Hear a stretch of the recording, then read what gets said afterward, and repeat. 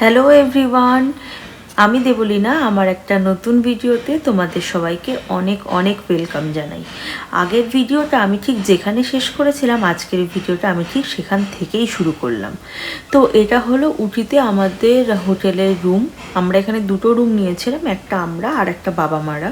তো বাবা মাদের রুমটার আর কোনো হোম ট্যুর আমি করিনি, মানে রুম ট্যুরটা আমি আর দিইনি। এখানে শুধু আমাদের রুমটারই তোমাদেরকে দেখাচ্ছি। বেশ ভালো, খুব একটা খারাপ না, কিন্তু খুব বেশি যে আহামরিও ভালো ছিল সেটাও না, মোটামুটি ঠিক আছে। আর এটা ছিল মেন রোড সাইড, তো খুব সুন্দর ভিউ পাওয়া যাচ্ছিল আমাদের এই জানলাটা থেকে। আর মোটামুটি রুম ক্লিন ছিল, রুমের সাইজও যথেষ্ট বড় ছিল। অনেক পুরনো হোটেল, তো সেই জন্য হয়তো আয়না টায়নাগুলো একটু এরকম, বাট আমাদের সত্যি বলতে সেরকম কোনো অসুবিধা হয়নি। তো এইখানে যেই সময়কার আমি তোমার ভিডিও দেখাচ্ছি সেটা ছিল ঠিক আমরা উটি পৌঁছেছিলাম সন্ধেবেলার দিকে, তখন বাজে ওই খানিক 6:30 পৌনে 7টা। সেই সময় আমরা রুমে যাওয়ার পরেই আমরা চা নিয়ে নিয়েছিলাম। আর এই হলো আমাদের হোটেলের ভিউ, কারণ এই হোটেলের নাম ছিল ডিভি প্যারাডাইস। তো এই হোটেলটা কিন্তু অনেক বেশি রিজনেবল, আর এটা উটি বাস স্ট্যান্ডের অনেক বেশি কাছে। তো তোমরা যদি কেউ চাও তাহলে এই হোটেলে থাকতেই পারো।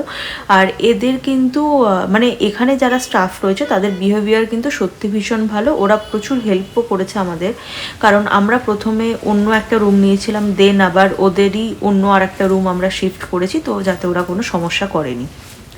আর আমাদের রুম ছিল একদম ওপরে, এই যে ঠিক সেকেন্ড ফ্লোরে যে রুমটা সেখানে ছিল আমাদের রুম।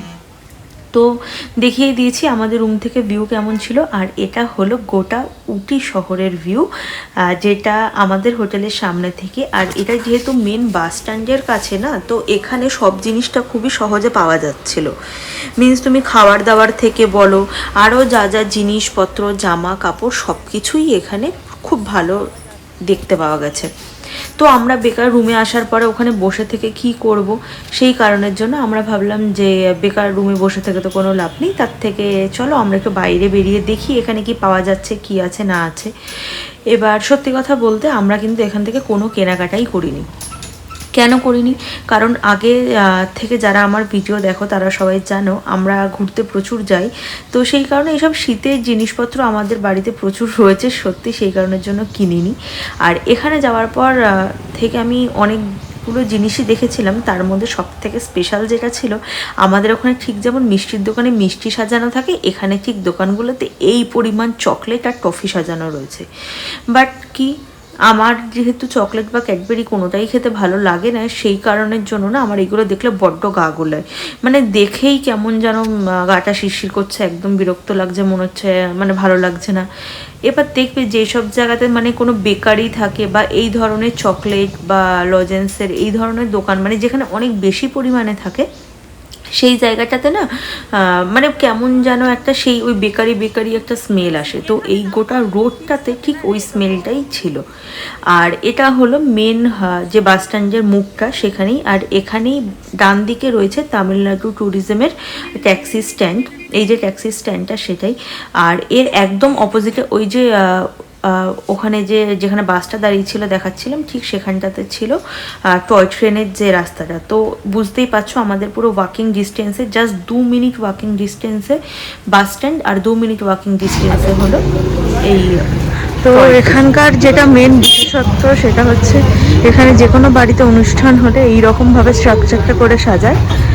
কলা গাছ সামনে, এরকম কলা উইথ মোচা, আর হ্যাঁ আবার অনেকে নারকলও দেয়।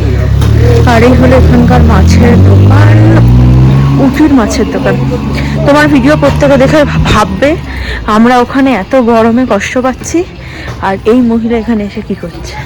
আমরা একবারে বাজার করতে করতে মাছ বাজারের ভেতরে চলে এসেছি। খুব আস্তানি বাজে একটা গন্ধ, সব জায়গাতে নিম পাতা, তারপরে ওই পাঙাশ, ইয়েস এই কাঁকড়া আছে, কাঁকড়া।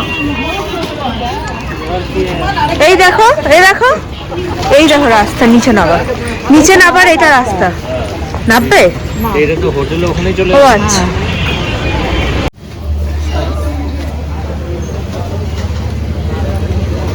ফুচকা খাবে না? এরা ফুচকাতে কি সব দেয়?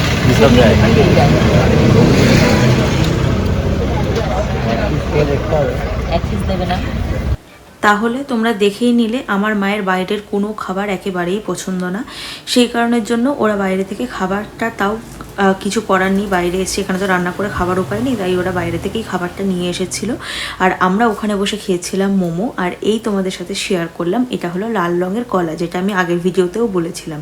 এই কলাটার টেস্টটা একটু অন্যরকম, খেতে কিন্তু বেশ ভালো, খুব একটা খারাপ কিছু খেতে লাগছিল না।